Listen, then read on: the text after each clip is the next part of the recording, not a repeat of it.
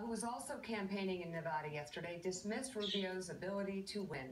He was asked, what state can you win? You weren't able to win in Iowa. You weren't able to win in New Hampshire. You weren't able to win in South Carolina. When can you win a state? And the answer he gave is, he said, well, I think we could win Florida on March 15th. Now, that's a fairly amazing admission that they don't believe they're going to win here in Nevada. Apparently, they don't believe they're going to win any states on Super Tuesday. So says the man, Mark Halperin, who would not even guarantee a win in his home state of Texas yesterday. And yet, we keep talking about, and since everybody's our friend, we don't want to embarrass them on the columns, but we keep talking about columns from the GOP establishment that remain in denial about this. When you have these two candidates that won't even guarantee that they can win anywhere. One of the funniest talking points, I think, is these other candidates who say, well, 70% of the Republican electorate is rejecting Donald Trump. Well, 80% of the Republican electorate is rejecting Marco Rubio and Ted Cruz and John Kasich. They don't have a rational, clear, even semi-linear way to describe how they're going to stop him right now. And so they're doing their best to come up with talking points. But I think, I said before, someone has to take him on, and someone has to say, I'm going to stop Trump here. This is going to be where I stop Trump and prove to people that I can beat him. There's no indication any of the three are doing that at this point. Let's talk, Nick, about money right now, because it's one thing, and I understand that Nevada is Rubio's firewall, but once you get past Nevada, in South Carolina, in New Hampshire, and Iowa, suddenly it explodes. And people that have never run a presidential race or been around a presidential race don't understand. They're now sort of like shooting through a tunnel on a bullet train where the races come at you so quickly, you can't even raise money fast enough to be able to spread it around to 12, 13 states. Yeah, that's right. Look, Nevada is the end of the line for the candidates who are going to say, I'm going to win this one state. That's going to be it. And what's true about both Kasich and Rubio is that according to their last filings, they were both running out of money. Kasich really so, $1 million maybe at most, and Rubio better, $4 million. But their super PACs are also dry, so there's no artillery coming in. And after that Nevada caucus, to compete in 12 states at once, you need a lot of money if you're going to do it the right way. It's very hard to see how Rubio or Kasich can do that with the cash we saw them having. But the cash, the numbers you have were as of January, right? That's right. And so the question will be whether coming in second in South Carolina allows Rubio to raise much more money. Well, yeah. And I was just going to ask Mark Halperin that, Mark, the Rubio people were telling reporters off the record that they had to do well in South Carolina because they just had enough money to make it through South Carolina.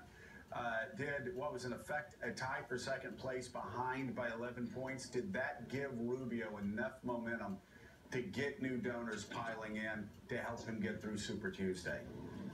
Well, I don't think they're going to get Jeb Bush's donors as fast as they're hoping. I think a lot of them will stay and wait for a signal for Jeb Bush about what he plans to do. But I don't think there's any doubt that the super PAC will be replenished, and the Rubio operation has done a lot of its advertising through the super PACs. I will dissent, though, from saying that money is all that important, simply because Trump isn't spending very much either. Cruz has some. But presidential politics is about earned media much more than paid.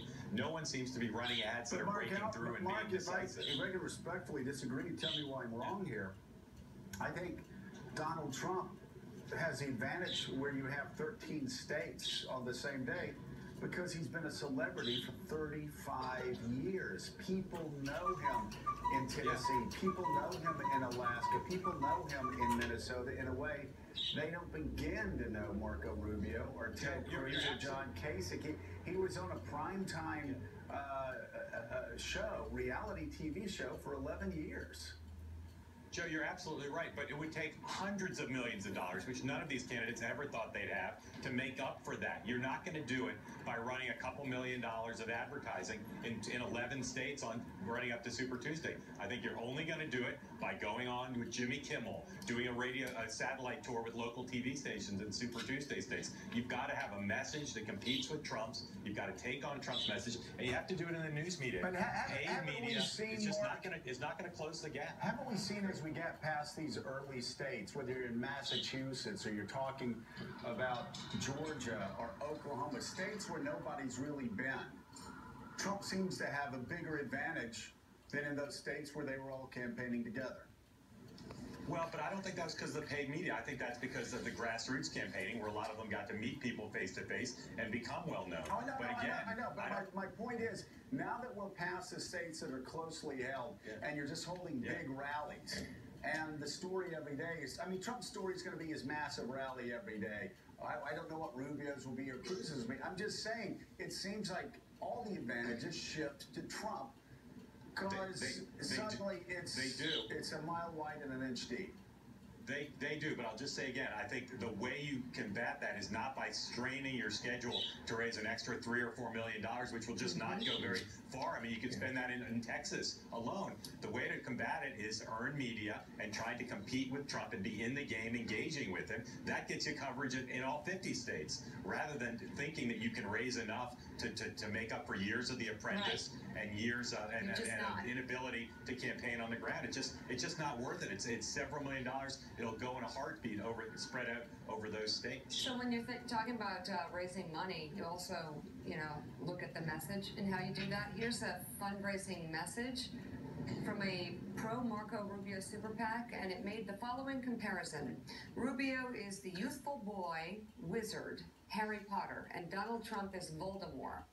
In a letter sent to donors yesterday, the Conservative Solutions PAC challenged the notion that Trump is unstoppable. Their reasoning, Trump has a claim to 1/3 of the Republican vote, but that share will not grow as the GOP field shrinks. And once the field does shrink, the remaining voters coalesce around Rubio, who will then beat Trump. And so the memo compares Trump to Voldemort. And the other remaining GOP candidates are, what are those things? Horcruxes? Horcruxes. Objects that preserve